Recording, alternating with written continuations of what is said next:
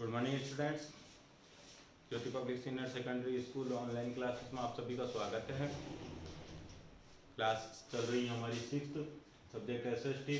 Chapter चल रहा था हमारा फर्स्ट सिविक्स का पार्ट के अंदर हम लोग पढ़ रहे थे लोकल गवर्नमेंट के बारे में। हमने कल से पढ़ने स्टार्ट कर दिया था। द पंचायती राज व्यवस्था के बारे में हम लोगों ने पढ़ा था और कुछ महत्वपूर्ण जो बातें थी वो आप लोगों को कल बताई गई थी।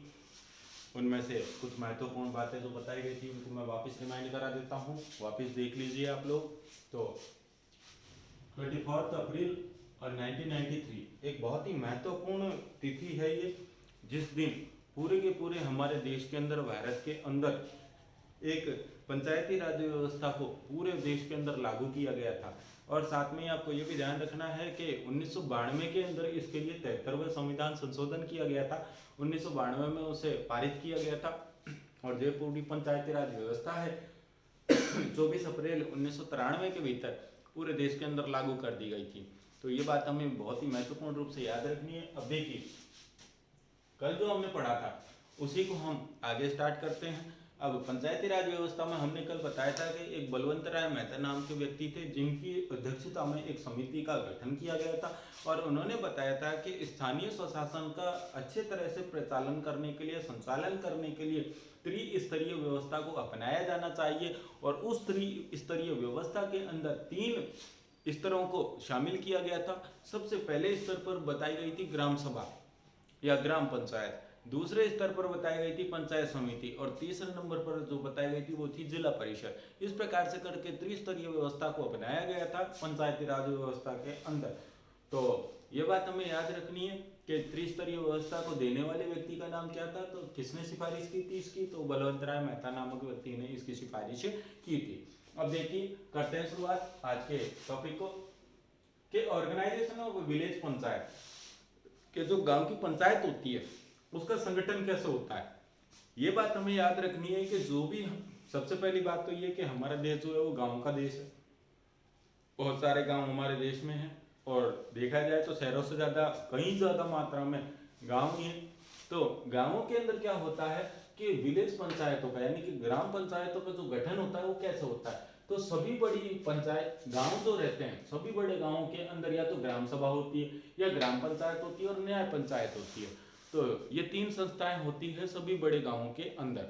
अब हमें देखना है कि ग्राम सभा जो है उसका गठन कैसे होता है और ग्राम सभा के अंदर शामिल लोग कौन कौन होते हैं, ये बात देखते हैं। तो एक बात हमें याद रखना है कि किसी भी गांव के भीतर 18 वर्ष की उम्र को प्राप्त हर व्यक्ति जो है वह ग्राम सभा का सदस्य माना जाएगा। ये बात हमें याद रखना है। यानी कि कोई भी गांव है और यदि 18 वर्ष की उम्र प्राप्त कोई भी व्यक्ति है तो उसे ग्राम सभा का ही सदस्य समझा जाएगा।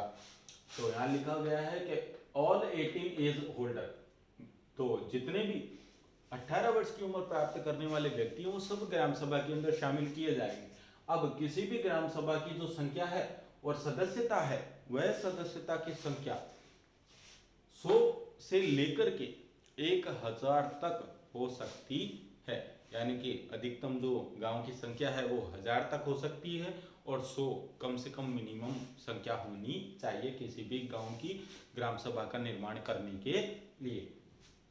और जो सदस्यों की योग्यता है वो कम से कम 18 वर्ष की उम्र को प्राप्त किया हुआ जरूर होना चाहिए, तभी इस ग्राम सभा का गठन किया जा सकता है, ग्राम सभा का गठन संभव है।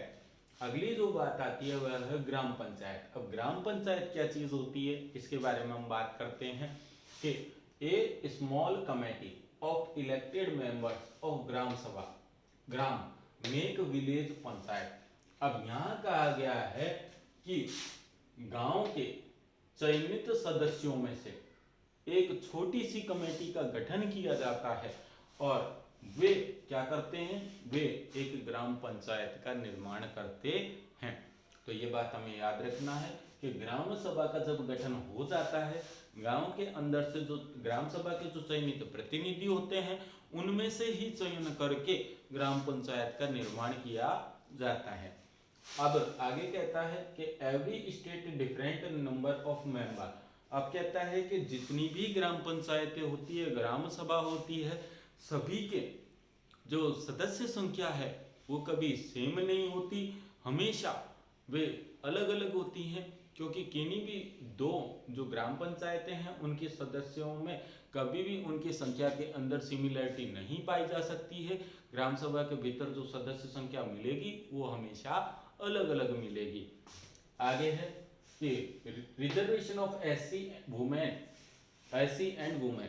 अब जो ग्राम सभा है, ग्राम पंचायत है, उनमें एससी कास्ट यानी कि अनुसूचित जाति के लोग और साथ में औरतों को एक विशेष प्रकार का दर्जा देते हुए उन्हें आरक्षण प्रदान किया गया है। तो ग्राम सभा के भीतर एससी कास्ट वालों को और साथ में ही जो औरतें होती हैं उनकी सीट भी रिजर्व रहती है। उनकी सीट के ऊपर यदि गांव ग्राम सभा में या ग्राम पंचायत के अंदर कोई व्यक्ति गांव में से सेलेक्ट होता है, कम से कम एक सदस्य जरूर होना चाहिए। तो यदि सेलेक्ट होता है तो बहुत अच्छी बात है, और यदि किसी हाल में इनका चयन हो पाना संभव नहीं है या गांव के अंदर अवेलेबल नहीं है दोनों ही, तो ऐसी स्थिति के अंदर सरकार के द्वारा उनकी नियुक्ति की जाती है। लेकिन ग्राम सभा के अंदर इन दोनों का एक एक पद अवश्य रखना जरूरी है, आवश्यक है। आगे कहा जाता है West Bengal first state adopting panchayat raj. तो कहता है कि जो पश्चिमी बंगाल है वो इस पंचायती राज व्यवस्था को अपनाने वाला सबसे पहला राज्य था, यानी कि पंचायती राज व्यवस्था को सफलतापूर्वक अपनाने वाला जो सबसे पहला राज्य था वह था वेस्ट बंगाल, पश्चिम बंगाल। आगे कहता है कि न्याय पंचायत। अभी न्याय पंचायत का गठन कैसे किया जाता है ये बात हम देखते हैं कि 3 and 4 villager members elected in it from every village.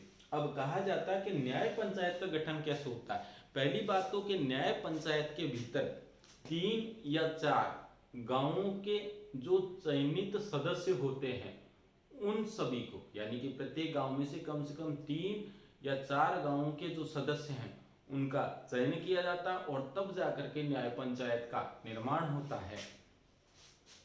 आगे कहता है no person can be a member of gram panchayat और न्याय पंचायत।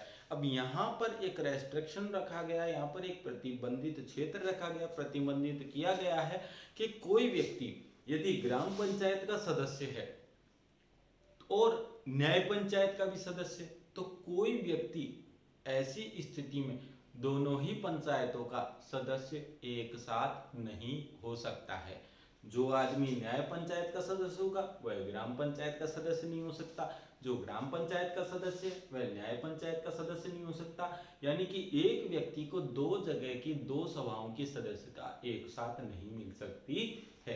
तो ये बात हमें याद रखनी है, यानी कि जिस व्यक्ति का चयन ग्राम पंचायत में हुआ है वो न्याय पंचायत में शामिल नहीं होगा, और जिसका चयन न्याय पंचायत में हुआ है उसका चयन ग्राम पंचायत में नहीं होना चाहिए। और यदि ऐसी स्थिति पैदा हो जाती है तो उस व्यक्ति को एक पंचायत से अपना इस्तीफा देना होगा। आगे देखें केसेस इन न्याय पंचायत। अब न्याय पंचायत के भीतर कौन से मामले लाए जाते हैं ये बात हम लोग देखते हैं कि न्याय पंचायत के भीतर किस प्रकार के मामलों को शामिल किया जाता है, कौन से मामले सामने रखे जाते हैं जिन्हें कि न्याय पंचायत सुलझाता है या कह सकते हैं कि उनका समाधान करता है। तो देखते हैं कि न्याय पंचायत के सामने जो मामले रखे जाते हैं वो होते हैं ट्रेसपासिंग के। ट्रेसपासिंग का मतलब होता है अतिक्रमण, यानी कि किसी की जमीन के ऊपर आप लोगों ने अतिक्रमण कर लिया, जबरदस्ती कब्जा कर लिया। तो ऐसी स्थिति के अंदर ये जो मामला होगा सर्वप्रथम ग्राम पंचायत में या न्याय पंचायत में रखा जाएगा, न्याय पंचायत में रखा जाएगा। माइनर थेफ्ट, कोई छोटी मोटी यदि चोरी हुई है तो ऐसी स्थिति का मामला भी न्याय पंचायत के भीतर रखा जाता है। और सबसे बड़ी बात यदि सिंपल मैटर, कोई भी साधारण मामला है, गांव के भविष्य या गांव से संबंधित कोई भी छोटा मोटा मामला है, तो उस छोटे मोटे मामले को भी न्याय पंचायत के सामने रखा जाता है, उसका भली भांति प्रकार से न्याय करवाने के लिए। आगे देखें कि फाइन अप टू 100। अब न्याय पंचायत को यदि लगता है कि कोई व्यक्ति इन सभी मामलों में किसी न किसी प्रकार से दोषी है, तो ऐसी अवस्था में 100 रुपए से ऊपर तक का जो न्याय पंचायत है वह फाइन भी कर सकती है। यानी कि 100 रुपए से ज्यादा का न्याय पंचायत फाइन कर सकती है किसी भी व्यक्ति के ऊपर। और साथ में न्याय पंचायत को यह भी अधिकार होता है कि कोई व्यक्ति यदि ज्यादा ही बड़ा उसका जुर्म है, अपराध है, तो ऐसी अवस्था में न्याय पंचायत किसी भी व्यक्ति को जेल में भी भेज सकती है।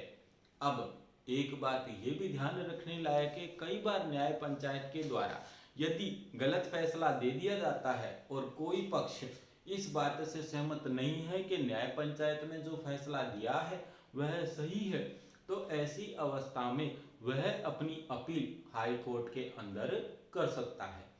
हमने यही चीज बताई कि यदि कोई व्यक्ति न्याय पंचायत के द्वारा दिए गए फैसले से राजी नहीं है, खुश नहीं है, तो ऐसी स्थिति के अंदर वह अपने मामले को हाई कोर्ट तक ले जा सकता है और अपने फैसले की पैरवी वहां पर कर सकता है।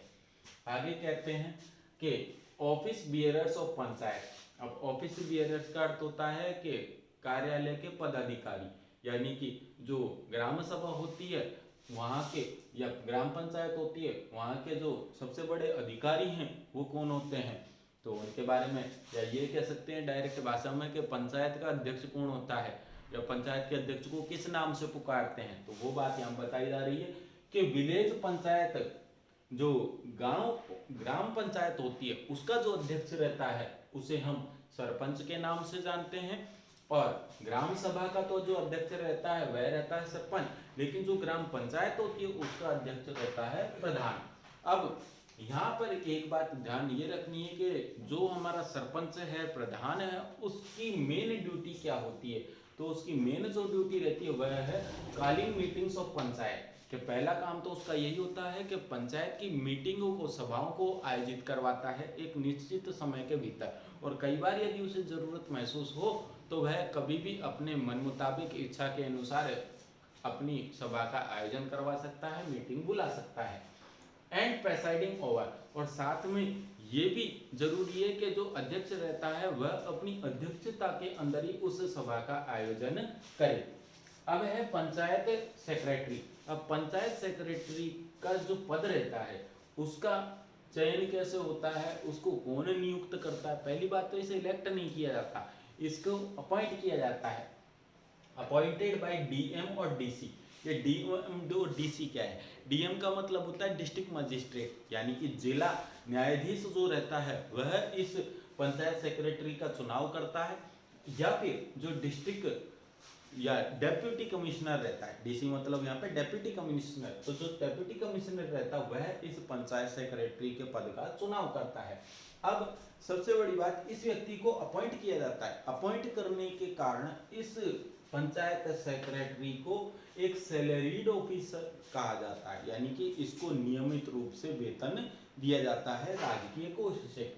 आगे है मेंटेनिंग रिकॉर्ड्स। अब इसके जो प्रमुख दायित्व हैं, कर्तव्य हैं, वो क्या है, तो इसका जो मेन कर्तव्य है वो है मेंटेनिंग रिकॉर्ड्स। पहला काम तो है कि ये रिकॉर्ड्स को मेंटेन करने का काम करता है, जो भी ग्राम पंचायत से रिलेटेड होता है उनके रिकॉर्ड्स को मेंटेन करता है, उनके रजिस्टर्स को मेंटेन करता है। आगे प्रिपेयरिंग अकाउंट्स, जो भी ग्राम सभा ग्राम पंचायत से रिलेटेड अकाउंट्स होते हैं, लेखा रहते हैं या हिसाब किताब रहता है, उसको तैयार करता है। साथ में ही ये जो पंचायत सेक्रेटरी रहता है यह एक परमानेंट एम्प्लॉय रहता है, यानी कि इसके पद से इसे नहीं हटाया जा सकता, और साथ में looks after work of 2 and 3 panchayat. अब ये जो ग्राम पंचायत का सेक्रेटरी रहता है ये 2 या 3 गांवों के सम्मिलित रूप से कार्य को देखरेख करता है, या कार्यों को एक साथ मिलकर के इसका उत्तरदायित्व संभालता है।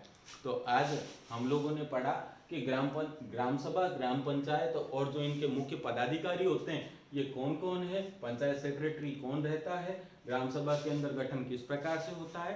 तो इस प्रकार से आज का हम लोग जो ये टॉपिक है ये हम लोगों ने पढ़ा, इसे आप लोग अच्छे से समझें, और किसी प्रकार का यदि कोई सवाल आपके मन में हो तो आप कमेंट बॉक्स में लिख सकते हैं।